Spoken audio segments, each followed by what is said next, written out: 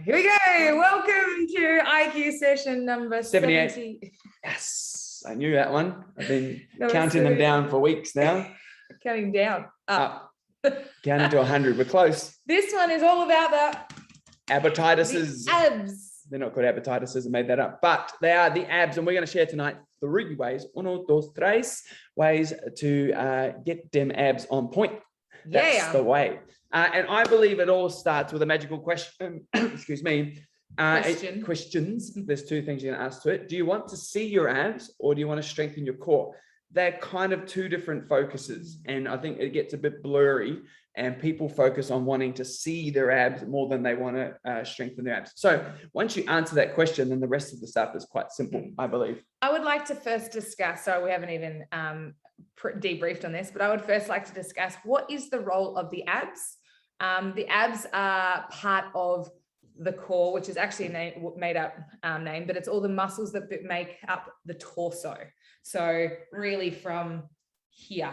And they include around the back as well, but everyone always focuses on one of the abs, which is actually the most pointless muscle. It only does this up and down. It's your getting out of bed quickly muscle. And we all love that one, but none of us, we all roll out now. So we've gotten lazy. So basically, most people focus on the big shiny ones that you can see, which are the rectus abdominis, those ones at the front that look amazing on the magazines. They're the ones that everyone aspires to have. But the reality is that they are, of all of them, there's 7 of them. Of all of them, they're the most ineffective. And I'm not talking about 7 when you count the ones on the front. If you took those ones off, there's a heap of them behind, which actually make up the core, which everyone talks about. And that's primary purpose is for posture. It's to hold us upright and keep us nice and strong. Because if we took those out, you would collapse in half and we'd just be a sack of that. We would be like this. A sad sack of shit that's bent over.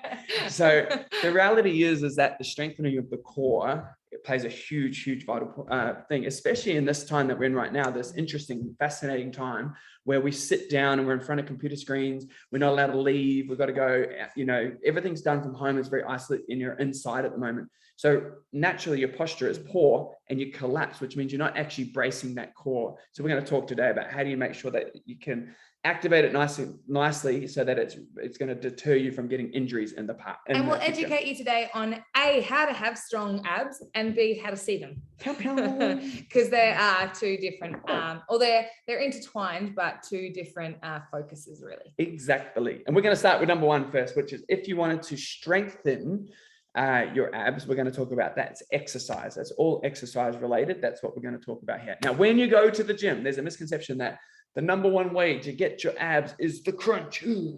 Or sit-ups, because some people think the Russian twists and all these silly things, crunches, sit-ups, and all the other silly things that go with it. Now, they work your muscles, yes, because there's resistance with the gravity pushing you back down and you trying to sit up. So there is resistance, which means that the muscles do get stimulated. They don't get overly stronger because it's only the gravitational force that you're working with. There's no mega resistance. And even so, even if you add weight to it, there's still not enough resistance to create huge amounts of stress on the muscle to make them stronger. Because the more resistance you can apply to the muscle, the stronger it becomes. Remember, we're talking about strengthening the core, and doing a crunch doesn't allow enough resistance to go through those muscles to do that. What you will feel though is lactic acid. So you will feel fatigue. The burn. That is the burn that you're feeling, not fat burning and not muscles growing stronger. No. Literally burn. And then you'll see a lot of memes on t-shirts, which throws a lot of people out because they base life off these t-shirts, that the burn that you feel, that lactic acid is the fat crying. And unfortunately, couldn't be any further from the truth. That's not what is happening. It's the lactic acid forming in your body, which has nothing to do with your fat cells. So all that means is that they're fatiguing out and they're burning. So just think of it from that point of view. That is not the abs getting popping and all that sort of stuff there. It's just a fatigue of burning, and there's no real point to it. So we're going to go back to the strengthening of the muscles in a second. When people do crunches or sit-ups or those sorts of things there, what they are doing is they're placing huge amounts of stress on their spine. That's probably the main one that puts it at, like, on the list of exercises to do for your core. It's probably right down 7th, 8th, 9th best of all of them to do. So it's a very poorly ranked one to get your abs strong, okay? But it's a really high one to injure your spine. So weigh up whether you want to do that one, injure my spine and not get great results, but that's the trade-off. You said a really cool thing earlier today when we were chatting about this is, does it preserve your joint or does it compromise your joint? Does it promote your joint or compromise it or something like that? Preserve or compromise? Yeah, and so that's a good question to ask. Whenever you choose an exercise that you're doing, you should ask those questions. Is it going to preserve and promote the use of the joint or whatever joint you're using, or is it going to compromise it and cause injury? Now, in your eyes, because you may not understand the anatomy so well, you might go, oh, I can feel it in the muscles. But if you took the muscles and the feeling out of it and you actually analyze what the joints are doing and you can see stuff happening, the spine is designed to be able to bend like that, but not repetitiously. It doesn't want you to do this all day. So if I do this all day, I will wear something out. Because you never just do 10 crunches, right? It's always like 50, 100, You have and to do like 1,000 a day. And you also have people say, yeah, but what if I do it with perfect posture? Oh, those people, the unicorns. But the thing is that constantly doing this to your spine is going to eventually wear the joint out. And what we want to do is avoid that. How do we still get the results? By taking away those risks. Because the challenge with when a joint goes, it goes forever. A muscle, if you tear a muscle, you can have it repaired. You can repair it. You can get it sewn back together. You can adapt. You can adapt and actually get by with it. It can be repaired. Yeah. When a joint goes, game over. She's a lot harder. That you got to go for surgeries. The risk is higher again, and all for what? You were trying to see the abs, and now you've got surgery. So think of it that way. So think of your spine being like this, and between each vertebra is a disc. That disc is a shock absorber. So it's designed to have things go through it, not go across it like this. So if I do this all the time, I can see Ash is driving in her car right now. Of course, she's not looking at the camera. She's just driving along sensibly. But if she was to drive only to the left every time and never turn right, she will wear the tire out on one side, not the other side. So she just went around in a circle the same way. Eventually, so remember, crunch, crunch, crunch, crunch, same action, same action, same action. Eventually something goes. And unfortunately, when you do sit-ups, the thing that goes is your disc. That's what cracks perforates and then creates some major challenges. And then all of a sudden you can't walk properly. The vision of seeing the abs, having a strong core out the window because of a repetitious exercise like sit-ups. Now, again, like I said, sit-ups do work the muscles. I'm not saying that they don't, but they do compromise the joints to get that feeling of that burn that you're finding. So there is a better way. Just like if you've done our challenges before, you'll know that we talk about with the food side of things that you can lose weight by eating a huge deficit and like starving yourself. It will work for sure. But if there was a better way, like if you could eat the foods that you loved and still get those results, wouldn't you want to do it that way? If you could have your chippies and beers, would you do it? And if you could still lose weight, that's the thing. So all the things you love that you think are bad for you, but you love to eat them for some reason. If you could eat those and still lose weight, would you choose that way or the starving way? And of course, you're going to choose this way because that's what you love to eat. Well, the same thing with exercises. It's like, would you choose to do the 7th best exercise? We'll call it, in the sake of this, it's actually lower than that, but I'm giving it 7th, or the 1st best exercise to strengthen your core? That's the question you want to know, right? Do you want to take half-ass or like full big dog? This is what you want for the maximum results, right? So you're trying to get maximum results with the least chance of injury to your joints. Yes. That's the question you want to find out. And so what are those exercises? Well, that's the easy one. They're the biggest, sorry, I'm on a roll. Sorry. They're the biggest ones, the biggest exercise. The biggest exercises get the biggest results. So think of your body. I want the big dog, Matt. What's the big dog? Oh, there you go. Here it is. No, it's the deadlift. Okay. The deadlift is the king. Squats, lunges, barbell lunges, things like that, where your body is upright. Because what happens is your core is designed to hold your body upright. So when there's force that comes through your body, it has to engage or you collapse. So you have to learn to force, like to brace so that you can hold the weight coming through. And when you do things like deadlifts and squats and things like that, it's a large amount of weight that you can put through your body. Again, your muscles get stronger with massive resistance in a safe form. And that's how they get stronger, not through repetition of crunches and letting gravity be the only resistance that you're putting through it. If you can do 20 reps of something, think of it like this, we'll call it 20, I think is a good number. 20 reps of something, then that exercise theoretically is too easy for you. Now, when you do crunches, and maybe at the start you might struggle to do 3, 4, 5 of them, but eventually you get to 20 pretty quickly, and then 20, 30, 40, 50. And then all of a sudden you're clearly doing something that's not making you stronger. And it sort of debunks that myth of light weights, means tone up, that whole concept. That's crap. Anyway, another story, another day. But the idea is that massive resistance, less reps, stronger the muscle becomes, the stronger the core becomes, the better your posture will be, the less chance of injury you'll have. Back challenges, hips, knees, and all that stuff stems from a nice, strong core. Easy. It's really good. I think that answers it. So step one, how to get strong abs is by lifting heavy weights with our exercise. Yes, thank you. Exercises like a deadlift, weighted squats, weighted lunges, those kind of exercises, anything up in the upright position. Exactly. Number one, strengthen your exercise. Abs work best in the upright position. Remember, when you lie on the floor supports you. So all of a sudden they've disengaged in that action. You don't want that to happen. You want to be doing the work yourself. Okay. So we're doing it ourselves. We need to be upright for those abs to really engage and to be massively resistant. Okay, cool. And the other thing is with having a strong core, it can also help back challenges. You might only associate that having a strong core to things in the front, but having a strong core really helps with back injuries and things like that, because the muscles are supporting around the spine as well, not just the ones you see on the front. They literally wrap around your whole torso. They're like a belt. Hold your pants up. Number one, that's how you strengthen them. Okay, so that's one of those questions I said at the start. Do you want strong core? That is how you would do that, through a big structured program like that. Big exercises, not little silly ones. Number two, the other one is, if you want to see your abs, that is all nutrition. Okay, there's a component of exercise that comes to it, because you need to get your body into a fat burning state, or a fat burning machine. But the reality is that nutrition is the key to getting to that state. And that's, we harp on about this all the time. It's not rocket science, this part of it. It's just the simple concept that we always preach at this place. It's eat more fruit and vegetables to start with. Eat fruit that comes from the ground in its most natural state possible is going to help you to be able to do that as best as you possibly can. I'm gonna let Sheridan continue with the nutrition stuff while I sort these dogs out.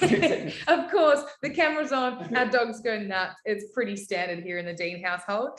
So now we talk about this being a nutrition focus, but it really is 100% exercise, 100% nutrition. It takes two to tango, because we need to make sure that we have strong abs, so that when we strip back the fat, the strong abs come through as well. Everybody has abs. We all have them there. And you'll see, a way to know that everyone has them is, if you've ever seen an old guy with a big solid beer gut, that solidness is actually his abs being pushed against his tummy skin. Now, the challenge with that is he's got so much visceral fat, which is the fat that surrounds the organs, that's actually pushing the abs out. Very, very unhealthy. And we don't want to have much visceral fat. We definitely don't want to have that amount of visceral fat. And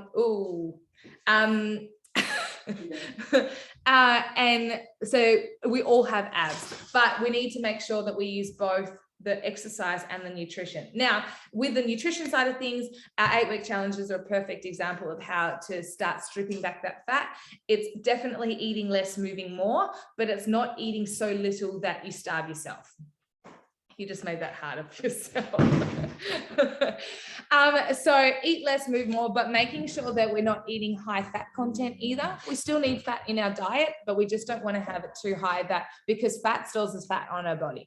And fat, especially, or depending on your genetics, depends on where you store it first as well. So you look at your parents and maybe they're squidgy around the tummy and they've got really skinny, lean legs. You'll know what your genetics will decide. You can't actually choose where to strip fat from or where to store it. Ultimately, your genetics will decide that. Exactly. Correct? Yes. Next up, obviously, is, I don't know if you've mentioned water. No, I haven't. Oh, sorry. Kenzo's doing zoomies all the time. Circles. Outside, all right, yeah. Water. Oh my God, I'm so sorry. We do. They've gone mental. Drink more water, super, super important. One reason for this is because we are our body is so high in water content, and being hydrated is really important. Another thing is, good girl, Erin grabs her drink bottle and has a drink. Also, it's a great way to help curb those snacking cravings as well, because we can often be thirsty, but we think we're hungry and we go for the food rather than the water. But hydration is really key. And when we are hydrated enough, it also helps to just curb those snacking cravings full stop, because our body has what it needs. Exactly. And the next one is, what's your calories?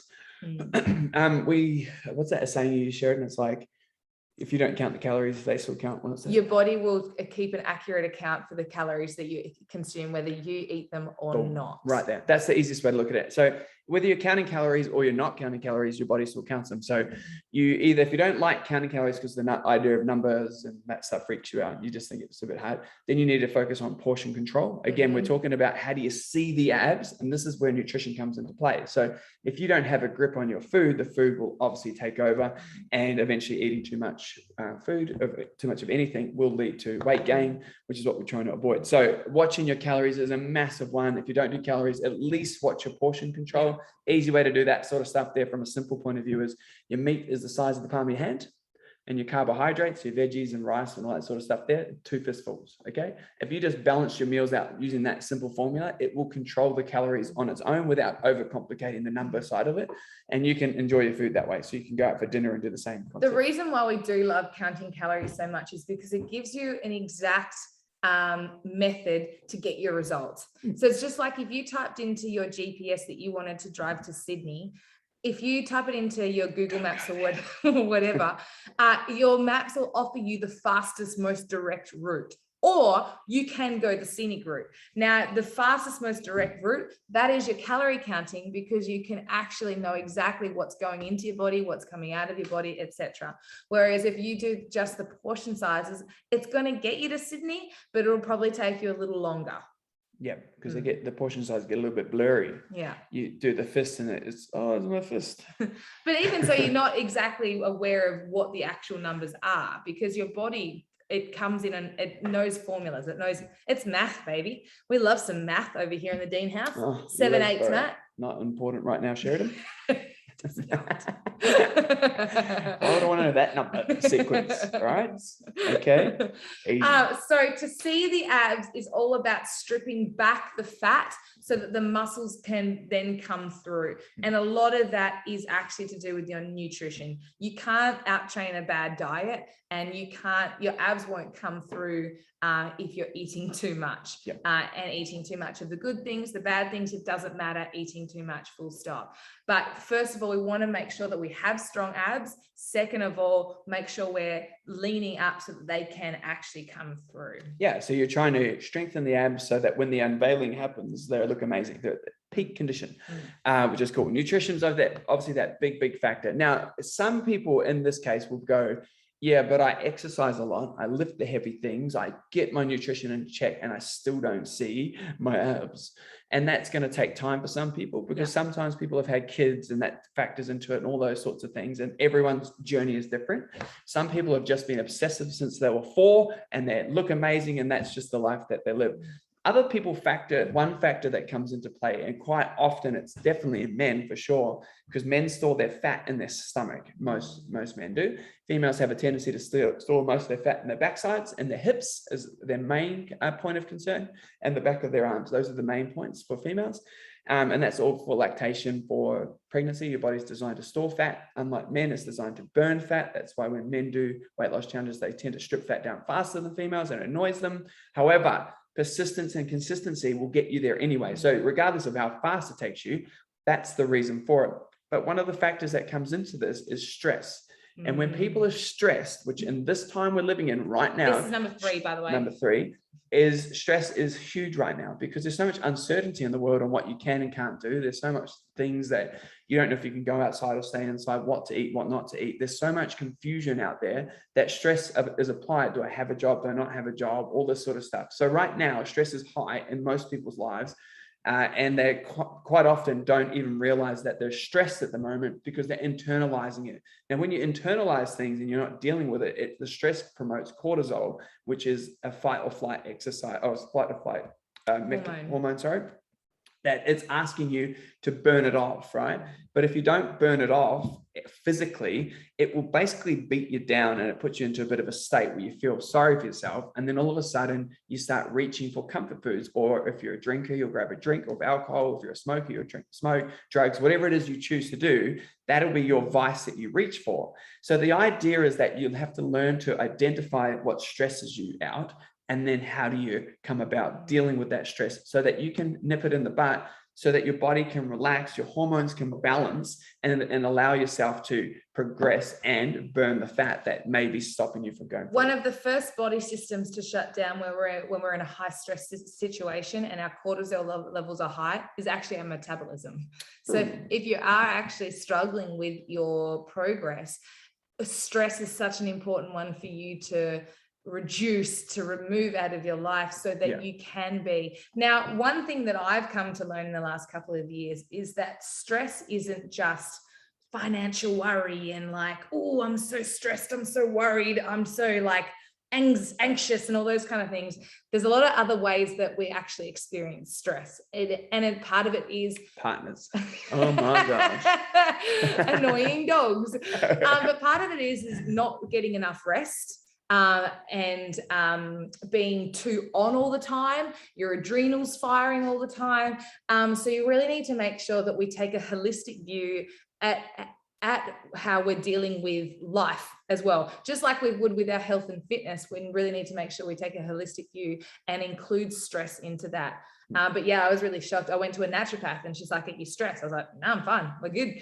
And she's like, "Tell me about your exercise patterns." And she's like, "I'm thinking there's a bit of stress on there because, you do a lot, especially with our triathlon training and stuff like that. So it's important that you make sure you take those recovery activities and stuff like that. And it doesn't mean that you just need to sit on the couch and stop. No, it means making sure you're doing the right thing for your body at the right time and not pushing past when you need to, but also not being soft and going, I've had a hard day, I'm just going to sit on the couch and eat a block of chocolate." And Sheridan's an extreme case because she does. We would say Sheridan and extreme, the two words go very well all together. Because she exercises probably more than most people do. She is training for triathlons and stuff, and then she's doing the classes for people. And because of how the situation is, when it used to be face-to-face and we didn't have to be online, we didn't have to do all the extra stuff. But now for the last 18 months, especially, or whatever is nearly 2 years, I think it's coming up now, is twice a day, if not 3 times a day, plus her own training. She's doing the 30-minute boot camp. She's doing the live sessions because they have to be portrayed and done online. So her workload has gone up massively. So the stress on her body is higher than most. And she wouldn't normally be that high, but she's taken the challenge on because of the situation that we're in. So her stress is high. So she's an extreme case from an exercise point of view. Most people don't exercise that much. So exercise is generally... We don't recommend it either. No, we're just doing it for the sake of FBFM. And all of you out there. But that's the reality. You guys are why I'm great. But that's the reason for that. It's an extreme case. Most people, like I said, don't exercise that much. So that's not usually a stress factor, but it can be for some people. Most people's stress factors in their life are generally family, work, money. It is generally not smaller things, just things that are more in front of them. And exercise is always put to the side. But the challenge with that is that in Sheridan's case, she probably has to pull back a little bit from all the exercise to balance herself out. Whereas a lot of other people need to apply exercise to burn that cortisol off, because what that cortisol is asking, like we've said this multiple times too, is it's asking you that it's a natural fight or flight thing. And it's actually asking you to punch something or get the hell out of there. Those are the two options it's asking for. Now, you don't have to physically punch someone, but what you could do is interpret that as exercise would be the equivalent of punching something. So run on the spot really quickly, or go for a run really fast. Like do something intense to shift the hormone balance so that you can relax and see things for what they are, not worse than they are. The way you know if you're burning the cortisol or not is if you're huffing and puffing. It comes down to huffy puffiness. Easy peasy. So the key is to identify if you're stressed, and if you're stress eating or you're stress drinking, stress that. That's what you're looking for. What are you doing when you are stressed? It's okay to be stressed. We all get that way. But if you're reaching for food, then you need to go, okay, cool. Why am I reaching for food? I'm stressed at the moment. Okay, cool. I'm going to put a rule in place that I'm going to do something for 20 seconds physically to get myself puffing before I eat something, and then I'll justify it. Because what you'll find is in that moment of moving, your stress levels will drop a bit. You won't be so anxious, and you may even justify that, actually, I don't need the food. I'm just eating for the sake of eating. Yeah. Okay. So using those hormones, that exercise to shift the hormones and get yourself in check a bit more before you start doing those things like overeating. And they sneak in real easily. Because remember, the one we talked about just before is one of the things to see your abs is nutrition. And most people stress eat, especially in a time when you're not allowed to go outside, not allowed to go anywhere. You're constantly bored because you're inside. You go to the cupboard. I mean, how many times you go to the fridge and look at it and it's the same stuff in there, but you try and find something different each time and it's nothing's changed, and you just grab whatever because you're sick of. Oh, I don't know what you're talking about. I've never done that before ever. And the cupboards are the same. So what happens is that repetitiously And then you beats get you real down. desperate and you start eating the jam. We Sugar. we have to have a chat.